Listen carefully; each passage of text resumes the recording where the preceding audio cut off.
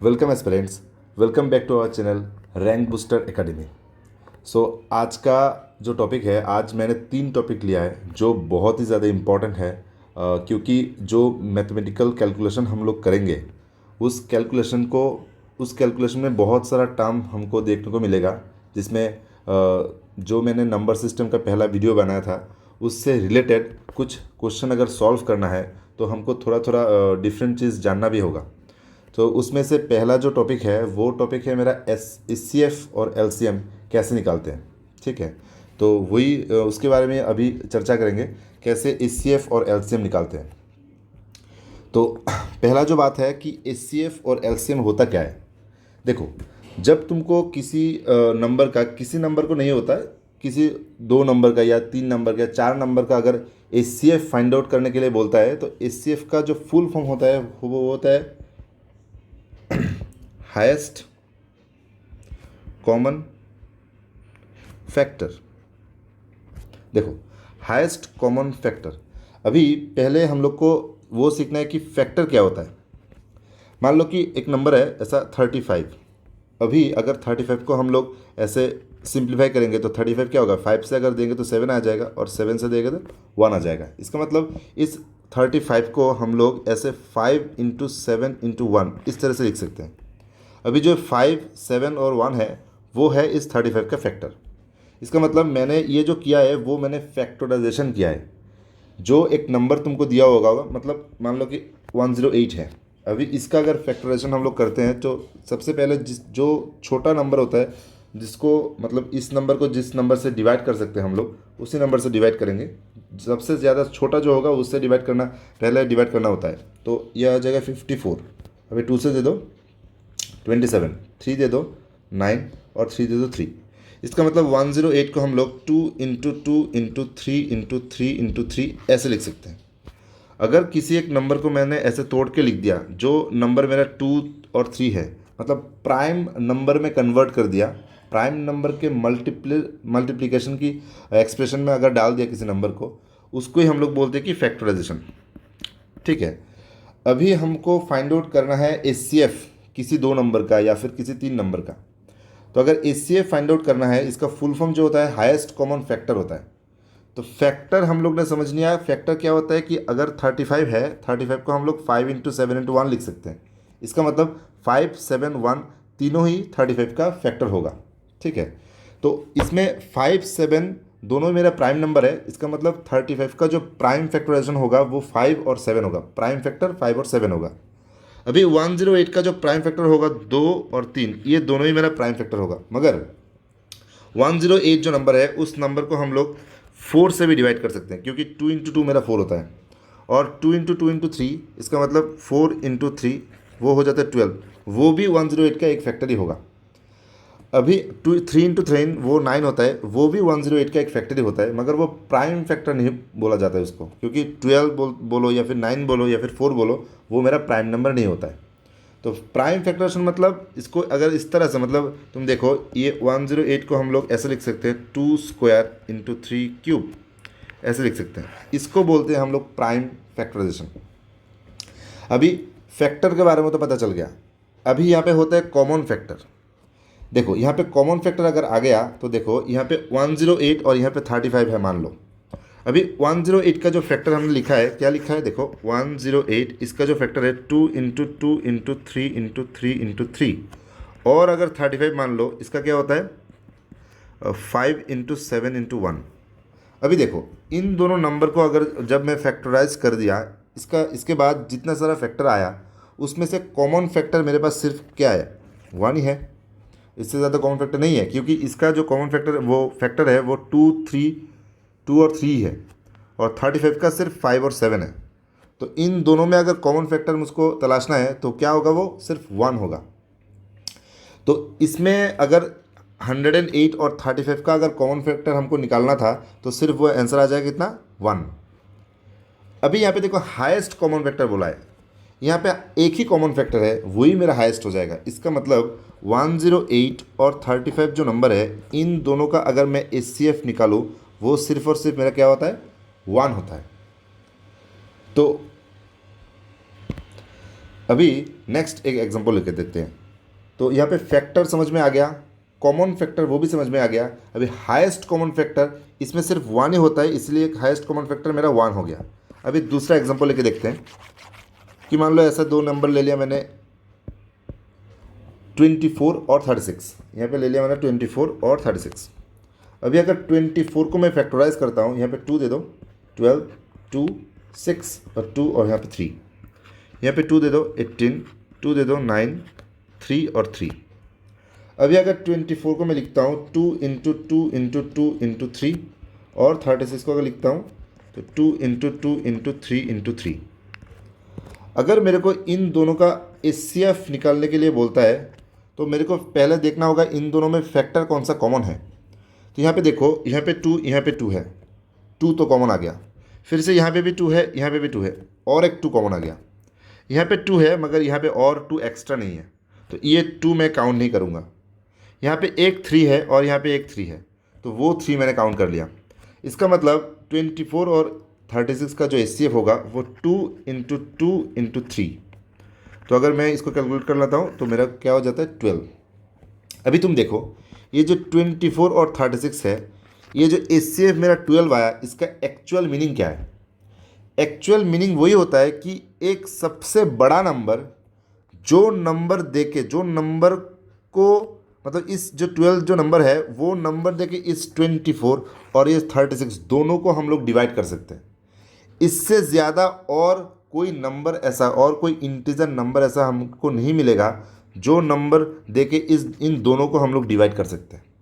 जैसे 12 अगर 12 को इससे डिवाइड करता हूँ तो आंसर मेरा आ जाता है 2। अगर 12 देके इसको डिवाइड करते हैं आंसर मेरा आ जाता है 3। देखो इसको 6 से भी हम लोग डिवाइड कर सकते थे, 6 से अगर डिवाइड करते हैं 4 आता है, यहाँ पे 6 आता है। मगर HCF का जो फुल फॉर्म होता है वो होता है हाईएस्ट कॉमन फैक्टर। इसका मतलब सबसे बड़ा जो नंबर हमको तलाशना है, जिस नंबर को देके इन दोनों नंबर को डिवाइड कर सकते हैं हम लोग, वही मेरे को निकालना है। और उसको निकालने का तरीका है क्या, हम लोग फैक्टराइज पहले कर लेंगे और फैक्टराइज करने के बाद जो जो कॉमन फैक्टर मेरे पास आता है उन तीनों कॉमन फैक्टर को मैंने लिस्ट आउट कर लिया। इसके बाद मल्टीप्लाई कर दो, you will get the answer. Okay, और एक एग्जांपल लेके देखते हैं हम लोग। मान लो कि ऐसा एग्जांपल एक ले लेते हैं।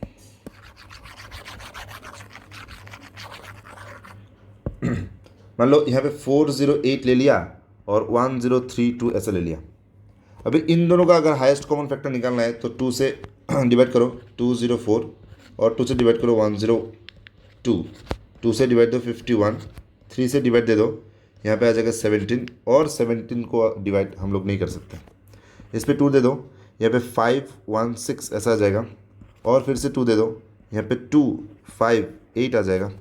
2 दे दो 129 आएगा और इसको अगर 3 से डिवाइड देता हूँ हम लोग, यहाँ पे 4 और 3 आता है। और यहाँ पे जो 43 आता है, इस 43 नंबर क्या होता है, ये एक प्राइम नंबर होता है, इसका मतलब और फिर डिवाइड नहीं जाएगा। तो अभी अगर 408 और 1032 का हम लोग HCF निकालते हैं तो 2 इंटू 2 इंटू 2 इंटू 3 इंटू 17 और 2 इंटू 2 इंटू 2 इंटू 3 इंटू 43। अभी इन दोनों में क्या क्या कॉमन है, ये 2 मेरा कॉमन है, यहाँ पे 2 लिख लिया। ये 2 मेरा कॉमन है, यहाँ पे भी 2 लिख लिया। ये 2 मेरा कॉमन है, यहाँ पे भी 2 लिख लिया। ये 3 और 3 मेरा कॉमन है, यहाँ पे 3 लिख लिया। ये जो हो गया ये मेरा HCF निकल गया। अभी कितना होता है इसमें, 2 इंटू 2 4, 4 2 8, 8 3 24। ये जो 24 मेरा नंबर निकाला वो नंबर होता है इन दोनों का HCF। ठीक है, अभी हम लोग और 3 नंबर ऐसा लेके देखते हैं। अगर 3 नंबर के HCF क्या क्या आता है वो हम लोग निकाल लेते हैं। मान लो कि एक नंबर ले लो ऐसा ले लिया, मान लो कि 32 72 108 ऐसा ले लिया मान लो। अभी इन तीनों 36 ले लो मान लो। अभी इन तीनों का अगर HCF निकालना है, सेम प्रोसीजर है। यहाँ पे 2 दे दो 18, 2 दे दो 9, 2 दे दो, सर 2 से नहीं जाएगा 3 दे दो 2, यहाँ पे 36, 2 18, 2 9 3 3, 2 54, 2 से दे दो यहाँ पे 27 और 3 दे दो यहाँ पे 9, 3 दे दो यहाँ पे 3। अभी अगर देखो यहाँ पे 36 क्या होता है, 2 इंटू 2 इंटू 3 इंटू 3 72 क्या होता है 2 × 2 × 2 × 3 × 3 और 108 क्या होता है 2 × 2 × 3 × 3 × 3। अभी इन तीनों में अगर HCF निकालना है मेरे को तो कॉमन तीनों में जो कॉमन होगा वही मेरा HCF होगा। तो ये तीनों मेरा कॉमन है 2 लिख लिया, यहाँ पे 2 मेरा कॉमन है फिर से 2 लिख लिया, यहाँ पे देखो 3 है, यहाँ पे 3 है और यहाँ पे 3 है, मतलब इन तीनों 3 में से एक 3 मैंने ले लिया और यहाँ पे 3 है, यहाँ पे 3 है, यहाँ पे भी 3 है और तीनों 3 में से 3 ले लिया। और 72 और 108 में 2 एक है और 3 है, कॉमन पार्ट कुछ नहीं है। अगर कॉमन होता भी तब भी नहीं लेता, क्योंकि तीनों में जो कॉमन है वही मेरा आंसर में आएगा, इस सिर्फ में आएगा। अभी मल्टीप्लाई कर लेता हूँ, 2 2 4, 4 3 12, 12 3 36। ये जो 36 हो गया यही नंबर मेरा है इन तीनों का HCF। शायद HCF पूरा समझ में आ गया, ठीक है, ओके। अभी हम लोग LCM के बारे में थोड़ा सोचते हैं। LCM किसको बोलते हैं? देखो LCM किसको बोलते हैं? LCM बोलते हैं, इसका जो फुल फॉर्म होता है वो होता है मेरा लोएस्ट कॉमन मल्टीपल। क्या होता है? Lowest common multiple. अभी देखो ये जो लोएस्ट कॉमन मल्टीपल है, पहले कॉमन तो बाद में हम लोग सोचेंगे कॉमन किसके बारे में बोल रहे हैं। ये मल्टीपल है, मल्टीपल के बारे में पहले सोचते हैं। देखो मल्टीपल क्या होता है, यहाँ पे मान लो कि 4 है, अगर मैं यहाँ पे 8 लिखता हूँ, ये जो 8 होता है वो 4 का मल्टीपल होता है, कोई प्रॉब्लम नहीं है। अगर मैं यहाँ पे लिखता हूँ 16 भी 4 का मल्टीपल है। यहाँ पे लिखता हूँ मान लो कि 32, ये 32 भी 4 का मल्टीपल है, क्योंकि इन तीनों नंबर को इस 4 से डिवाइड हम लोग कर सकते हैं, रिमाइंडर 0 आता है, ठीक है। तो अगर किसी एक बड़ा नंबर को किसी एक छोटा नंबर से हम लोग एग्जैक्टली डिवाइड कर सकते हैं, वो बड़ा नंबर उस छोटा नंबर का मल्टीपल हो जाता है। जैसे कि ये 8 है, 16 है और 32 है, वो तीनों क्या है? 4 का मल्टीपल है, ओके। अच्छा, कॉमन के बारे में बाद में सोचेंगे। देखो अभी जगह अगर तुमको HCF या फिर LCM निकालने के लिए बोलता है, तब मान लो कि तुमको एटलीस्ट 2 नंबर तो देगा ही, क्योंकि 2 नंबर के LCM निकालते हैं, या फिर 3 नंबर का भी हम लोग LCM निकाल सकते हैं। तो अभी अगर देखो LCM अगर तुमको ऐसे पूछता है कि 18 एक नंबर, मान लो 18 एक है और यहाँ पे एक 27 एक नंबर है, ठीक है। अभी इन दोनों का तुमको बोला है कि LCM निकालो। तो LCM मतलब क्या होता है? Lowest common multiple. Lowest common multiple का मतलब होता है कि ऐसा सबसे छोटा एक नंबर ऐसा निकालो। सबसे छोटा मतलब इन दोनों से छोटा ऐसा नहीं, मतलब छोटे में से छोटा एक ऐसा नंबर निकालो जिस नंबर को हम लोग इन दोनों नंबर से डिवाइड कर सकते हैं। मतलब ये जो नंबर होता है, ये नंबर को हम लोग इन दोनों नंबर दे के डिवाइड कर सकते हैं। मान लो कि ऐसा एक नंबर है, सपोज मान लो यहाँ पे 24 एक नंबर है। देखो इस 24 को हम लोग 3 से भी डिवाइड कर सकते हैं, 4 से डिवाइड कर सकते हैं, मगर ये जो 24 है, ये 24 इन 3 और 4 का LCM नहीं होगा।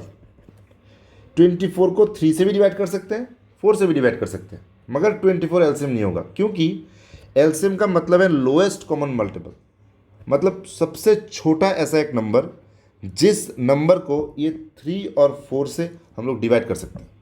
देखो 12 से छोटा एक नंबर 12 होता है, 12 होता है। इस 12 को भी हम लोग 3 से और 4 से डिवाइड कर सकते हैं।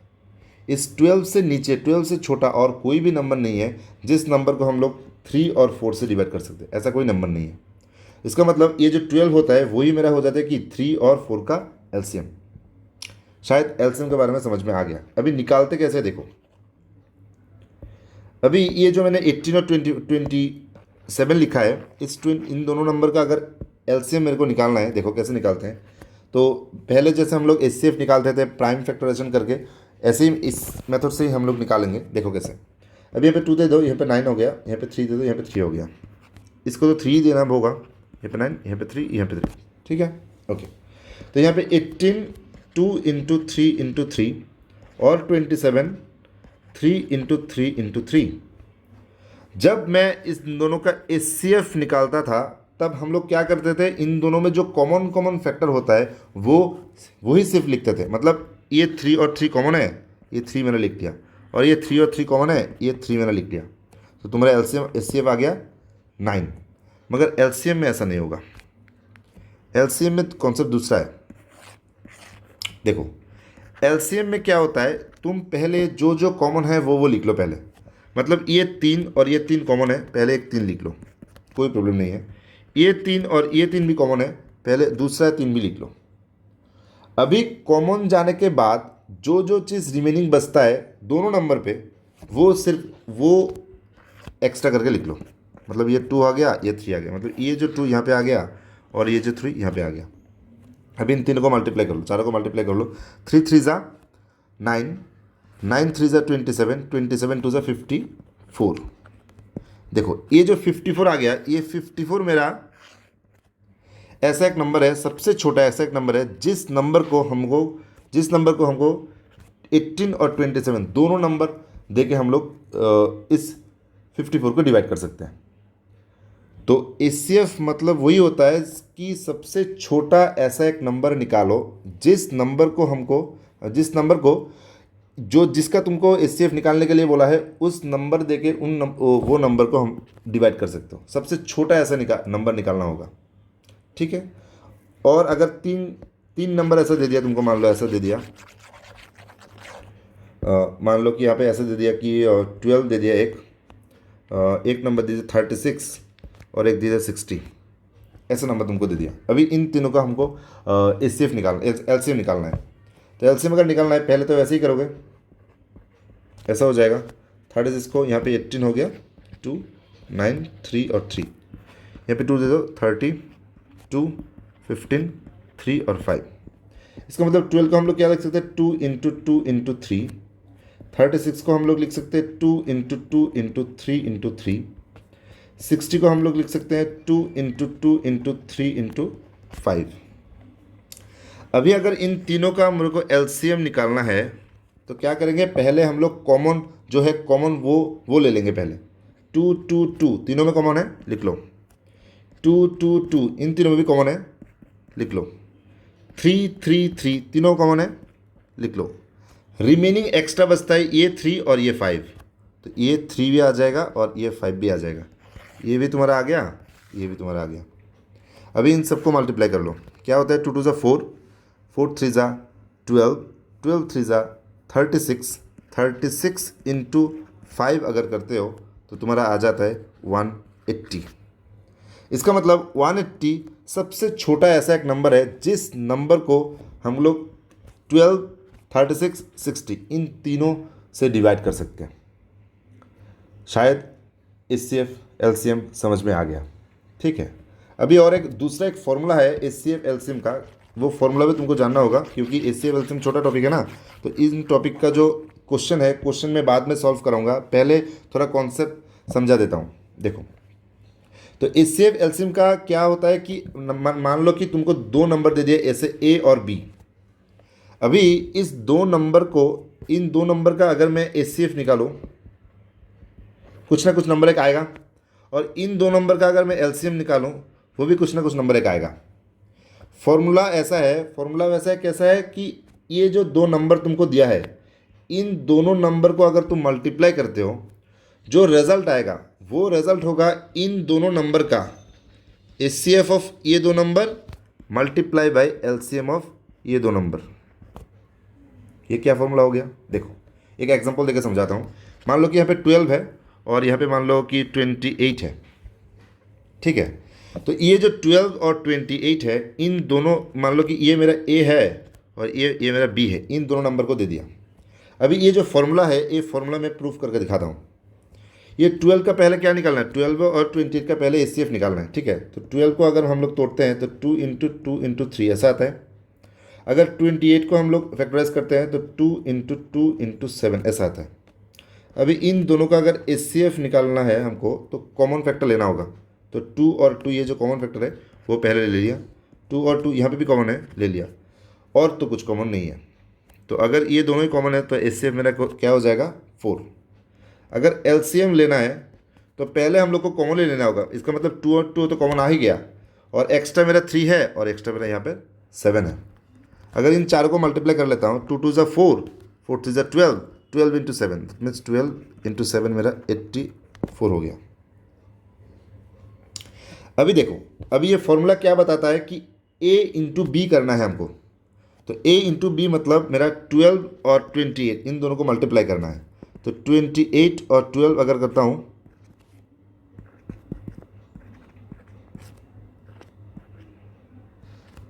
मेरा 336 ऐसा आ गया। अभी इन दोनों का प्रोडक्ट वो इक्वल टू किसका होगा, इन दोनों का एचसीएफ और एलसीएम के इक्वल होगा। तो एचसीएफ मेरा क्या आ गया 4 और एलसीएम मेरा आ गया 84। तो इन दोनों का अगर मैं मल्टीप्लाई करता हूँ 84 इंटू 4 4 जा 16 रिमेनिंग 1 32 प्लस 1 दैट इज 33। देखो यहाँ पे भी 336 है, यहाँ पे भी 336 है। ठीक है, ओके। इसका मतलब ये जो फॉर्मूला है तुमको याद रखना है कि दो नंबर का प्रोडक्ट होता है किसका इक्वल होता है, उन दोनों नंबर का एचसीएफ और एलसीएम का प्रोडक्ट के इक्वल होता है वो दोनों नंबर का प्रोडक्ट। ठीक है, शायद इतना तक समझ में आ गया। ओके, नेक्स्ट टॉपिक है फैक्टराइजेशन ऑफ पोलिनोमियल्स। ये जो फैक्टराइजेशन ऑफ पोलिनोमियल्स है इसका मतलब जो पहले अब हम लोग एचसीएफ और एलसीएम किए थे वो किसी एक इंटीजर नंबर का किए थे। एचसीएफ और एलसीएम कैसे किया था, पहले हम लोग फैक्टराइज इसको कर लिया था। अभी हमको फैक्टराइजेशन ऑफ पोलिनोमियल, तो पहले हम लोग को समझना होगा ये पोलिनोमियल होता क्या है। ये पोलिनोमियल क्या होता है, ये एक एक्सप्रेशन होता है। एक्सप्रेशन मतलब क्या होता है कि एल्जेब्रिक एक्सप्रेशन होता है। अभी एल्जेब्रिक एक्सप्रेशन मतलब क्या होता है, जिसमें वेरिएबल्स होता है। और वेरिएबल्स मतलब क्या होता है, मान लो कि एक्स वाई जेड, ये जिसका वैल्यू हमको निकालना होता है, जिसका वैल्यू हम लोग को पहले से पता नहीं होता है, जिसका वैल्यू निकालना होता है, वही मेरा क्या होता है, वेरिएबल्स होता है। ठीक है, अभी देखो ये फैक्टराइजेशन में बहुत सारा टॉपिक है, एक एक कर समझाऊंगा मैं। आज का जो मैं टॉपिक समझाने वाला हूँ वो है मेरा मिडल टर्म थ्योरम। तुम लोग शायद नाम सुना ही होगा इसका, मिडल टर्म थ्योरम।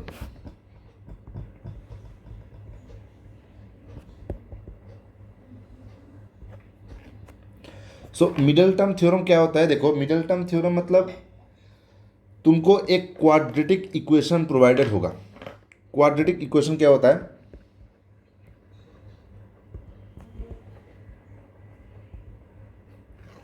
तुमको एक क्वाड्रेटिक इक्वेशन प्रोवाइडेड होगा। वो क्वाड्रेटिक इक्वेशन मतलब जिसको देखने में ऐसा होगा A x square plus B x plus C equal to 0 ऐसा होगा।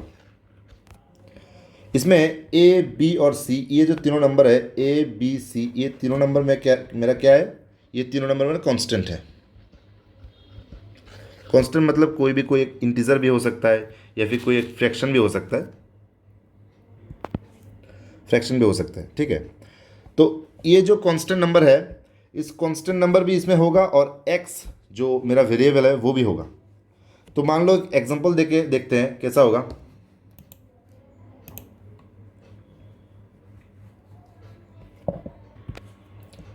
सो देखो यहाँ पे एक क्वाड्रेटिक इक्वेशन मैं ले लेता हूँ कि 2x square minus 7x minus 15।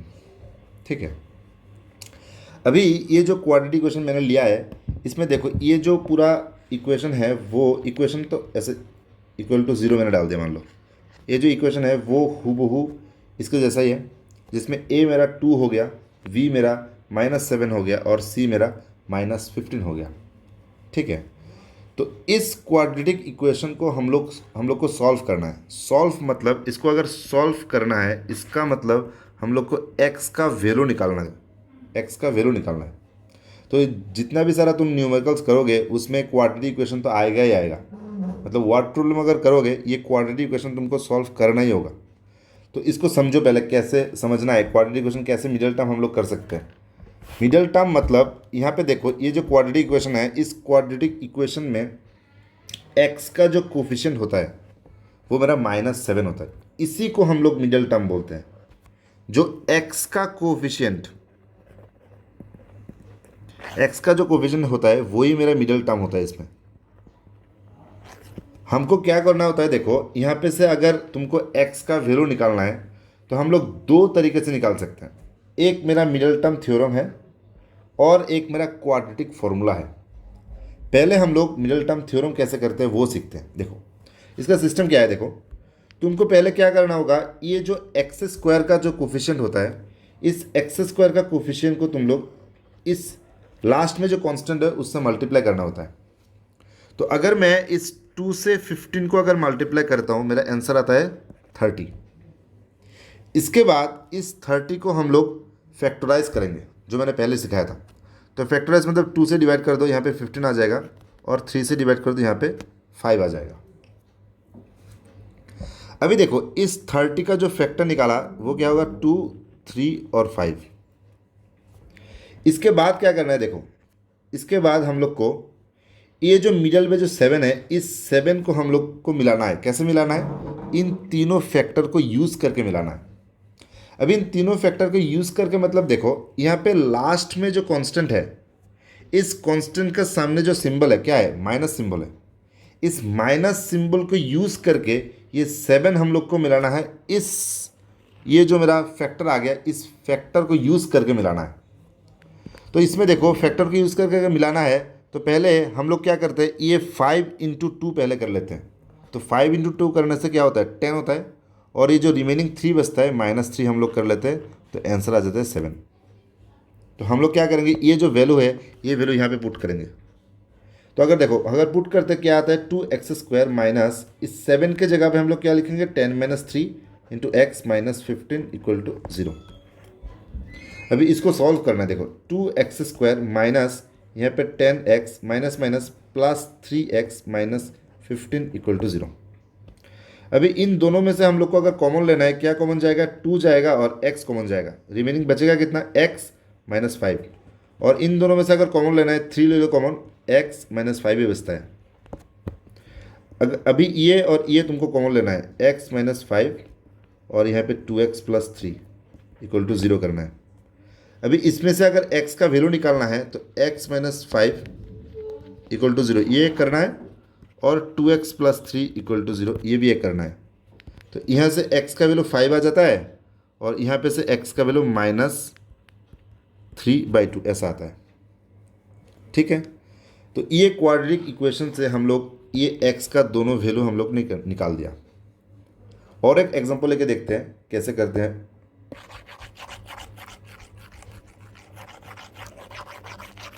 देखो और एक एग्जांपल ले लेते हैं हम लोग। मान लो कि ऐसा ले लो, यहाँ पे x² minus 8x + 12 equal to 0 है। तो पहला स्टेप 1 क्या है, ये जो x² है इसका सामने जो कोफिशिएंट होगा, ये कोफिशिएंट और इसको हम लोग को मल्टीप्लाई करना है। इसका मतलब 1 को अगर 12 से मल्टीप्लाई करते हैं हम लोग, क्या आता है, 12 भी आ जाता है। अभी 12 को फैक्टराइज करो, 2 यहाँ पे 6 और यहाँ पे 2 और 3। इसका मतलब 12 को तोड़ने के बाद 2 इंटू 2 इंटू 3 ऐसा आता है। इसके बाद हम लोग को क्या करना होता है, इसके बाद देखना होता है x के बगल में, मतलब x का जो कोफिशिएंट है वो क्या है, वो मेरा 8 है। अभी इस 8 को मिलाना है कैसे, ये जो c के सामने जो सिंबल है उस सिंबल से, और ये फैक्टर जो आता है इस फैक्टर को यूज़ करके हम लोग को 8 मिलाना होता है। तो अभी देखो इस फैक्टर को यूज़ करके मतलब प्लस करके हम लोग को 8 मिलाना है। तो हम लोग 3 × 2 = 6 बोल सकते हैं, और रिमेनिंग क्या बचता है 2। इन दोनों का अगर मैं ऐड करता हूँ तो मेरा क्या होता है, 8 होता है। ऐड ही करना है क्योंकि c के सामने जो सिंबल है वो प्लस सिंबल है।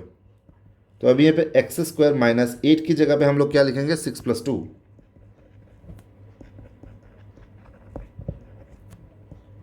तो यहाँ पे x² माइनस 6x और ये प्लस और ये माइनस मिलके -2x + 12 इक्वल टू 0। तो यहाँ पे x अगर कॉमन ले लो, x - 6 -2 कॉमन ले लो, x - 6 इक्वल टू 0। और यहाँ पे x - 6 आ गया, और यहाँ पे x - 2 आ गया इक्वल टू 0। इसका मतलब x - 6 इक्वल टू 0 एक कर दो, x - 2 इक्वल टू 0 एक कर दो। x का वैल्यू 6 आ गया और x का वैल्यू 2 आ गया। ठीक है, समझ में आ गया इतना। तो मिडल टर्म कैसे करते हैं, और लास्ट एक एग्जांपल लेके दिखाते हैं, इसके बाद पूरा शायद समझ में आ जाएगा।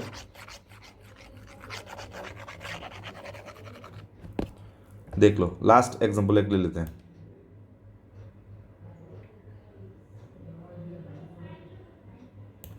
देखो ऐसा है, 6x² + 11x - 35 इक्वल टू 0 ऐसा मान लो। ठीक है, तो इसको अगर सॉल्व करना है, एक ही तरीका है, यहाँ पे 6 है और यहाँ पे 35 है। तो 6 × 35। देखो अगर एक स्मार्ट वे तुम अप्लाई करोगे तो इन दोनों को मल्टीप्लाई करने का ज़रूरत ही नहीं है, क्योंकि मल्टीप्लाई करने के बाद जो आएगा, मल्टीप्लाई करने के बाद मान लो कि यहाँ पे 210 आ गया, तुमको ये 210 को ही फिर से तोड़ना होगा, मतलब फैक्टराइज करना होगा। तो इसका मतलब इसको मल्टीप्लाई करने का ज़रूरत ही नहीं है, यहाँ पे जो जो नंबर है इसको ही तुम फैक्टराइज करो इंडिविजुअली। इसका मतलब 6 को अगर फैक्टराइज करते हो 2 × 3 आता है, और 35 को अगर फैक्टराइज करते हो तो 5 × 7 आता है। अभी ये चारों फैक्टर के यूज़ करके माइनस करके हम लोग को क्या मिलाना है, 11 मिलाना है। ठीक है, तो देखो ऐसे कैसे कर सकते हैं। मान लो कि पहले मैंने 5 × 3 कर दिया। 5 × 3 कितना होता है 15, और 7 × 2 कितना है 14, और माइनस करो तो क्या आता है आंसर 1 आता है। मगर मिलाना हमको क्या है 11 है। तो ये जो फैक्टर मैंने ले लिया, इस फैक्टर को देख के काम नहीं चलेगा। तो मान लो मैंने ऐसा ले लिया कि 5 × 2 मैंने ले लिया, 10 आ गया, और 7 × 3 ले लिया, 21 आ गया। अभी देखो इस 21 से अगर 10 माइनस करते हो तब मेरा आता है 11। तो हमको क्या करना होगा 6x² प्लस इस 11 के जगह पे 21 - 10 ऐसा लिखना होगा, -35 = 0। तो अभी 6x² प्लस 21x - 10x - 35 = 0। तो 6x² और 21x से हम लोग क्या कॉमन ले सकते हैं, हम लोग 3x अगर कॉमन ले लेते हैं तो यहाँ पर x + 7 ऐसा बचता है। अगर यहाँ पे देखो 2x + 7 ऐसा बचता है, और यहाँ पे से हम लोग अगर 5 कॉमन ले लेते हैं तो यहाँ पे भी 2x बचेगा, और माइनस से प्लस हो जाता है, और यहाँ पे 7 ऐसा बचता है। तो यहाँ पे 2x + 7 और यहाँ पे 3x - 5 = 0 ऐसा रहता है। अभी यहाँ पे 2x + 7 = 0 ऐसा कर दो, और 3x - 5 = 0 ऐसा कर दो। यहाँ पे से x का वैल्यू आ जाएगा -7/2, और यहाँ से x का वैल्यू आ जाएगा 5/3। तो 2x का वैल्यू मेरे पास आ गया। तो शायद मिडिल टर्म समझ में आ गया। ठीक है, और एक दूसरे क्लास में हम लोग मिडिल टर्म का जो फॉर्मूला देके सॉल्व है वो हम लोग निकाल ले आएंगे। मतलब बहुत सारा क्वेश्चन उसमें से कर लेंगे हम लोग, फॉर्मूला देके कैसे मिडिल टर्म सॉल्व करते हैं। ठीक है, सो आज हम लोग ने क्या सीखा, HCF LCM कैसे करते हैं वो सीखा, और फैक्टराइजेशन ऑफ पोलिनोमियल्स, इसका मतलब मिडिल टर्म कैसे करते हैं वो हमने सीख लिया। तो आज का क्लास इतना ही रहने दो। नेक्स्ट क्लास में हम लोग इसी मिडिल टर्म के दूसरा एक वर्जन, और अगर पावर में अगर 2 नहीं रह के पावर में अगर 3 रहेगा, मतलब क्यूबिक अगर पोलिनोमियल होगा या फिर बाई क्वाड्रेटिक पोलिनोमियल जिसमें पावर में 4 रहता है, उसको हम लोग कैसे सॉल्व करते हैं वो देखेंगे। वो मेरा नेक्स्ट क्लास में होगा। अगर इसी तरह का अगर वीडियो तुम लोग को देखना है तो प्लीज़ हमारे जो चैनल है वो सब्सक्राइब करना है, और अच्छा लगता है तो लाइक भी देना है। तो हमारे साथ जुड़े रहो। हर वीक में 1 या 2 दिन में हम लोग वीडियो डालते हैं डिफरेंट सब्जेक्ट का। तो देखते रहो और सीखते रहो। सो अच्छा रहो, हेल्दी रहो। आज चलते हैं। और अगर तुम लोग को ऑफलाइन क्लास भी लेना है तो यहाँ पे नंबर शोन है, ऑफलाइन फ़ोन भी कर सकते हो, फ़ोन करके तुम अपना सीट बुक कर सकते हो। तो इतना ही बात है आज। Thank you.